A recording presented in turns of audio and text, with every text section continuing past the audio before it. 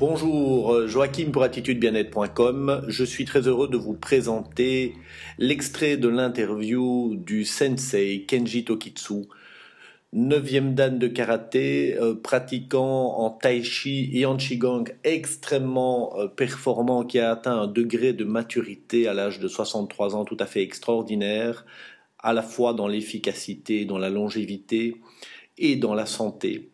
Vous allez pouvoir donc découvrir cet extrait, mais en même temps, je vous rappelle que si vous êtes intrigué par cela, il y a l'intégralité de l'interview qui en vaut vraiment la peine en vous connectant avec votre identifiant et votre mot de passe sur le site. Vous verrez apparaître donc dans la rubrique podcast l'entièreté de cette interview si cela vous a touché. Et je peux vous garantir que vous ne serez pas déçus. Car si vous savez écouter entre les lignes cette interview de 53 minutes, vous allez réellement entendre et obtenir des clés profondes sur l'art et la manière d'atteindre ses objectifs, de réaliser ses rêves. Vraiment, c'est une interview d'une richesse exceptionnelle. Je vous souhaite une très bonne écoute et espère vraiment du fond du cœur que vous accrocherez.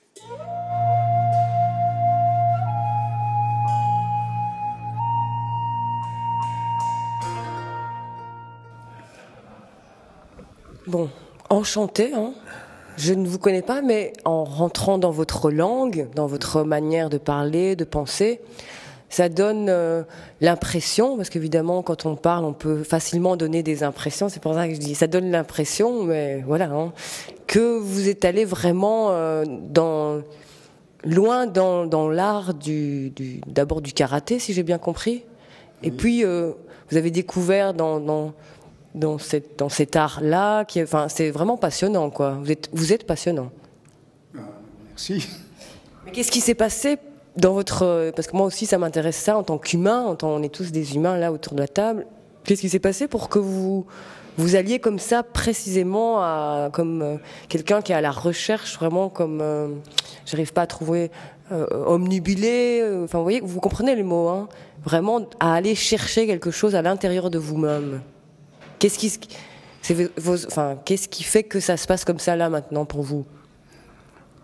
Je crois que j'ai fait une forme de choix de ma vie et je suis né 2 ans après la fin de la Deuxième Guerre mondiale au Japon et très tôt je voulais faire des arts martiaux et très tôt j'étais très attiré à la tradition du samouraï. Donc, je me rappelle bien,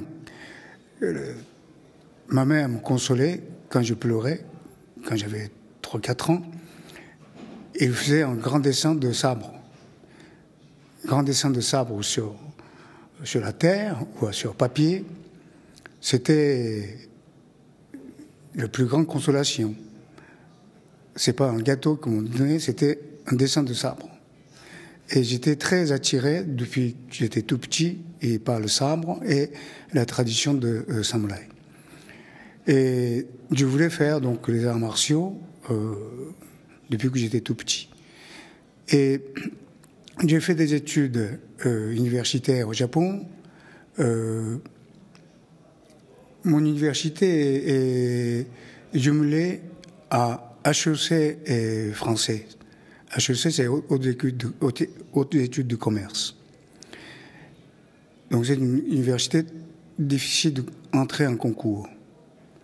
Mais je ne savais pas que c'était une université de commerce.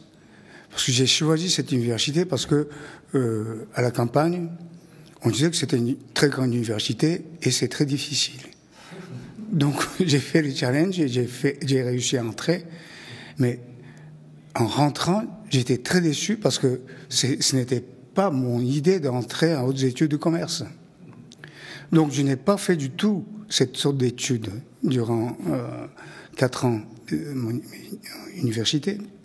Je faisais profondément le karaté et je suis entré dans la section de droit.